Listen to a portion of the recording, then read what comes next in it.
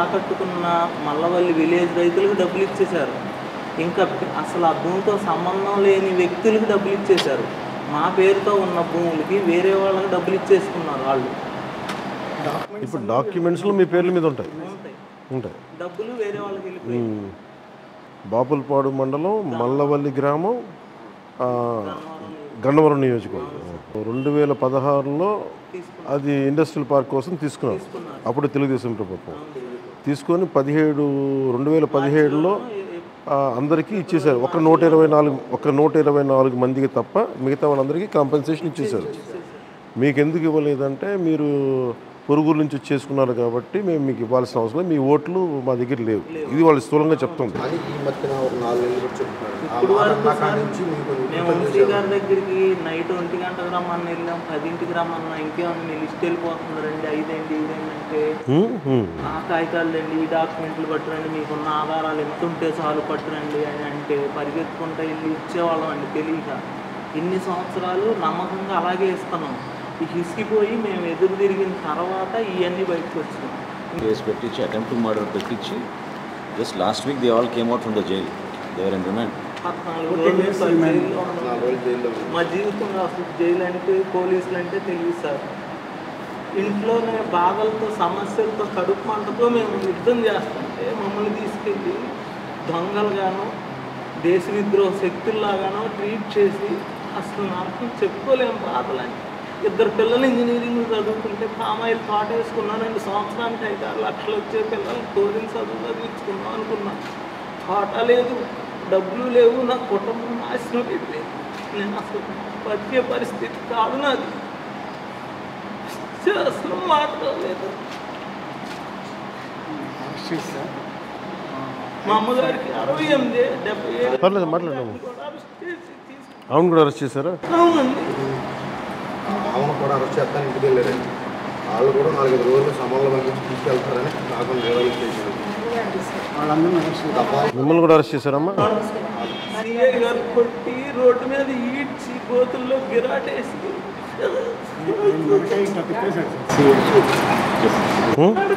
తీసి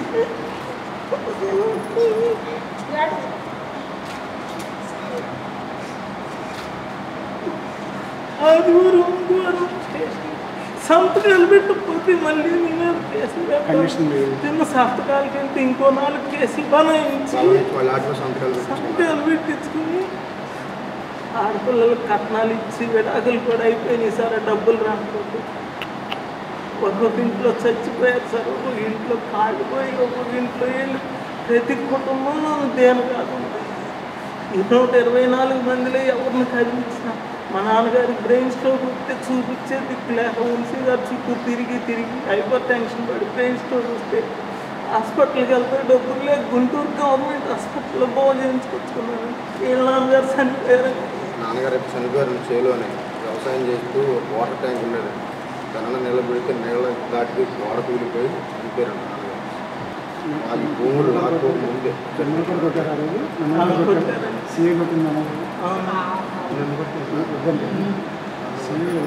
బాగా కొట్టారు.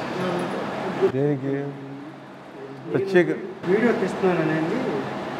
బైక్కి చేస్తున్నారు. వీడియో ఫోన్ లాక్కుంటా వచ్చి మెడట వస్తే చిరంజీవి గారు పట్టుకొని వెనక్కి ఉంచారు. మన ఫోన్ ఇవ్వట్లేదు. అక్కడ కందకం ఉంటే రోడ్డుకి గ్యాస్ లైన్ పోయింది. ఆయన్ని నేను ఆ గ్యాస్ లైన్ పోయిన దాంట్లో కప్పెట్టేస్తానన్నారండి. మీకు కొక్లైన్ తెచ్చి కప్పెడతామని చెప్పి కొక్లైన్ తీసుకొచ్చాను చేసి ఆ రోజే తొక్కారు సార్. కాలు తొక్కి సీఎం తిప్పాడు. సరే ఎంక్వైరీ చేయమన్నా సార్. మాకు తప్ప వేరే ఆధారాలు కూడా ఏమీ తినడానికి కూడా లేదు. గడవని పరిస్థితులు అయిపోయామని. పుట్టిన వాపులు అవన్నీ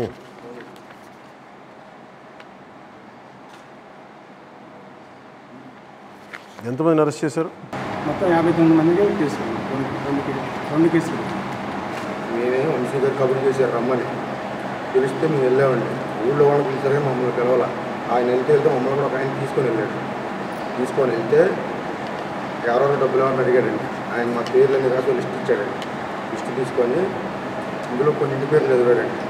కాపు వర్గానికి సంబంధించిన పేర్లు, కమ్మూరు వర్గానికి సంబంధించిన పేర్లు జరిగి ఇది నా కొడుకులు ఎక్కడ వాళ్ళు ఇలా ఆవిడకి డబ్బులు ఇస్తామని చెప్పాను. మీకు ఏమన్నా మీ ఊళ్ళో పేర్లు ఉంటే దళితులు 4 పేర్లు రాశారమ్మన్న. అసలు వీళ్ళందరూ కూడా ఇంటి పేర్లు ఏంటంటే 10 ఇంటి పేర్లు చదివి కాపుల పేర్లు ఓన్లీ చౌదరి పేర్లో చదివి ఎవరే చదవకుండా పేపర్లు అక్కడ గిరా చేసి నువ్వు కొన్నవే నువ్వు పనికిరావు జనాలకు ఎవరికి వెళ్ళిపోవా అన్న.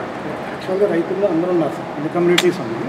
ఆయన మాత్రం అదే చదివి ఇష్యూ అంటే మనం ఎలా చూస్తున్నామంటే మీరు కష్టపడి మీ భూములు చేస్తున్నారు, నష్టపరిహారం ఇక్కడ 2 అంశాలు చూడాలి. ఒకటి నష్టపరిహారం ఇవ్వలేకపోవటం, ఇదొకటి. 2 మీరు ధర్నా చేస్తున్నప్పుడు మీ మీద ఇంత అమానుషంగా దాడి చేసి అక్రమంగా కేసులు పెట్టారు. దీన్ని 2 అంశాలుగా చూద్దాం. ఫస్ట్ నష్టపరిహారం ఒక అంశం, ఇది మీ మీద అమానుషమైన దాడి. ఈ రెండింటి మీద మా లీగల్ టీంకి నేను మాట్లాడతాను. We will take it personal. అంటే మీకు వ్యక్తిగతంగా నేను మీకు హామీ ఇస్తున్నాను, మేము మీ తరపున పోరాటం చేస్తాం. మీకు ఎంత మద్దతు కావాలో ఆలోచన విధానం ఏంటంటే రైతు కులం అంటగట్టకండి. ప్రత్యేకించి నేను దీని మీద వ్యక్తిగతంగా నేను శ్రద్ధ తీసుకుంటాను సారు నేను, ఎందుకంటే మేము చాలా కదిలాం. మీరు బాధపడకండి. మీరు మాట్లాడడం చాలా బాధ చేస్తుంది. మీరు పడ్డ తిన్న దెబ్బలు చాలా చాలా చాలా ఆవేదన కలిగించింది నాకు వ్యక్తిగతంగా. మేము నీకు నిలబడతాం. మీరు అందుకని ధైర్యంగా ఉండండి, మీకు న్యాయం జరగాలి. తెలుగుదేశం నాయకులు కూడా అడుగుతారు, మీ ఆధ్వర్యంలో ఇచ్చింది కాబట్టి మీరు కూడా దీనికి మద్దతు పలకండి. అందుకని మీరు ధైర్యంగా ఉండండి. అకారణంగా అన్యాయంగా కేసులు పెడితే అది ఏదైనా సరే ఎవరికైనా సరైనది కాదు, మేము ఊరుకున్నాం. లీగల్గా కూడా పార్టీ సైడ్ నుంచి ఏమేం చేయాలో మేము అన్నీ చేసుకుంటాం.